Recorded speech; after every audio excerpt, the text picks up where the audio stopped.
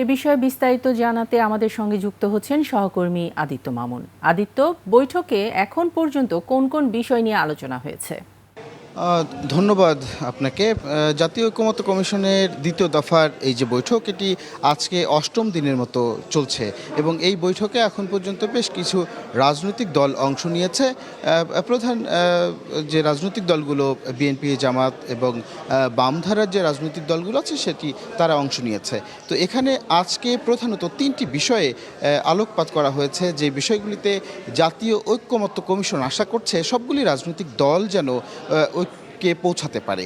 প্রধান যে বিষয় তিনটি, প্রধানত জাতীয় সংসদ নির্বাচন অর্থাৎ ত্রয়োদশ জাতীয় সংসদ নির্বাচনের সীমানা পুনর্নির্ধারণের একটি প্রস্তাবনা দেয়া হয়েছে, যেখানে ৫৮ গ অনুচ্ছেদ অনুযায়ী কিভাবে এই সীমানা নির্ধারণ করা যায় সেটি নিয়ে রাজনৈতিক দল এবং ঐকমত্য কমিশনের দফায় দফায় আলোচনা চলছে। একই সঙ্গে আছে প্রধান উপদেষ্টা পর্ষদ গঠন করা, যে বিদ্যমান যে আইন আছে সেই আইনের আলোকে কতটুকু সেই বিধিবিধান মেনে প্রধান উপদেষ্টা এবং তার সঙ্গে অন্যান্য উপদেষ্টা যে আছে ১০ জনের একটি পরিষদ গঠন করা, সেটি কিভাবে ঐক্যমতে পৌঁছানো যায় সেই বিষয়টা নিয়েও চুলচেরা বিশ্লেষণ হচ্ছে। রাজনৈতিক দলগুলি বলছে যে পক্ষপাতহীন ব্যক্তি যেন নির্বাচন প্রধান উপদেষ্টা পদে আসতে পারে, সেজন্য বিদ্যমান আইনের আরও যদি সংশোধন প্রয়োজন হয় সেগুলি যেন বিবেচনা রাখা হয়। একই সঙ্গে রাষ্ট্রপতির ক্ষমা প্রার্থনার যে আলোচিত বিষয়টি আছে, যে দণ্ডিত ব্যক্তি কিংবা তৎসংলগ্ন যে বিষয়গুলি আছে সেখানে রাষ্ট্রপতি যে ক্ষমা প্রদর্শনের একটি এখতিয়ার রাখেন, সেই বিষয়টি নিয়েও কথা বলছেন। এখন ব্রিফিং চলছে, এই মুহূর্তে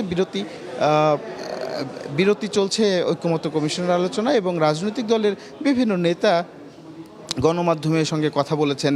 তারা আলোকপাত যে বিষয়টির উপর সবচেয়ে বেশি জোর দিয়েছেন সেটি হচ্ছে যে সংসদ নির্বাচনের যে আসন আছে, আসনের অর্থাৎ সীমানা নির্ধারণের যে বিষয়, সেই সীমানা নির্ধারণেও যেন যে পরিষদ কিংবা সাংবিধানিক যে কাঠামো থাকবে সেখানে যেন পক্ষপাতহীনভাবে একটি সীমানা নির্ধারণ করা যায়, সেটা আদৌ সম্ভব কিনা এ বিষয়েও রাজনৈতিক দলগুলি সংশয় প্রকাশ করেছেন। কারণ এটি অনেক সময় সাপেক্ষ এবং দীর্ঘ বিলম্বিত বিষয়। সেই বিষয়টি যদি শুরু করা হয় তখন আসলে সংসদ নির্বাচনটা পিছিয়ে যাবে কিনা এরকমের দ্বিধাদ্বন্দ্ব তারা করছেন।